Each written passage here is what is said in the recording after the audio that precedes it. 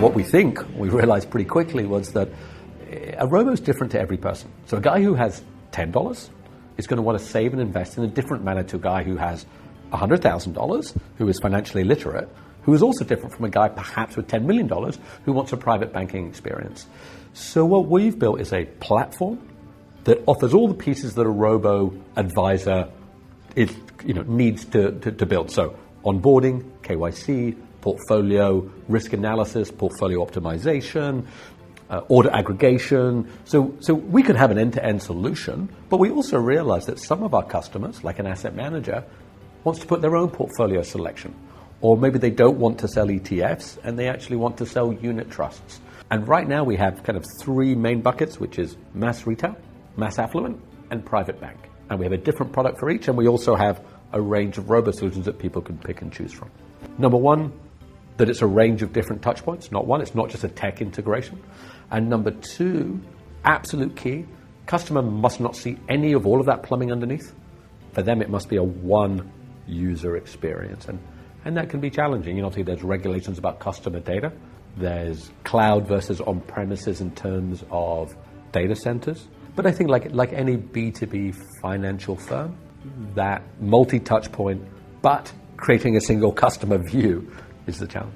I think the main lesson that we're learning going forward is that the proof of concept model is the one that most people will go to. What I mean by that is it's hard for a bank to say sign up to Bamboo for a 2-year process, shift all their customers across, unless they can see that they feel comfortable with us, we can produce what we say, and also that we feel comfortable with them. It's a two-way relationship, right?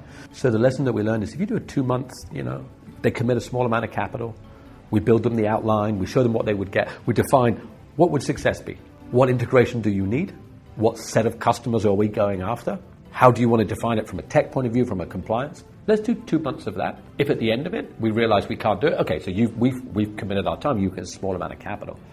But then once you do that, and then you start on the whole project, so much smoother. Because you know what you're trying to do and they're committed to doing it. And I would say the other thing is that, have different people related. So our chief tech officer, make sure he speaks with their chief tech officer. I'm a business guy, right? And I can speak to the head of the bank. He goes, yeah, it's a good idea. And I say to him, it's a good idea, great, go do it. And you go to the tech guy, he's like, what? Do the pegs fit into the hole? If they don't, what do we need to... Because the last thing you want is to sign a contract and then turn up and find out that they're running one system, we're running something completely different. We see two types of financial institutions looking at robo right now. I suppose the advice comes from there. There's one who's already got a clear idea of what they want to do in the robo-advisory space. That's the minority, who have a clear, it's this type of product for this type of customer, we need somebody to deliver that. The vast majority are like, wow, everyone's doing robo, we should do robo. What is it? I don't know, but we must do something. And my best advice is, it's not a one-size-fits-all. If they're a unique boutique bank that only has, say, high-net-worth individuals, okay, you can segment a product for them. But what I would say is understand a robo is a different product for each segment. Sure, the underlying is the same. Recommend, in a digital fashion, the best savings and investment policy for your user so your user has a good experience. That's what robo is. Make your user have a better experience. The bank wants to be able to say, wow, I can sell to a huge number of people without the one-to-one relationship from a financial advisor. Find providers that can help you in certain areas. And when you partner, or if you partner, the proof of concept before diving full in, it's a small capital commitment, but it pays.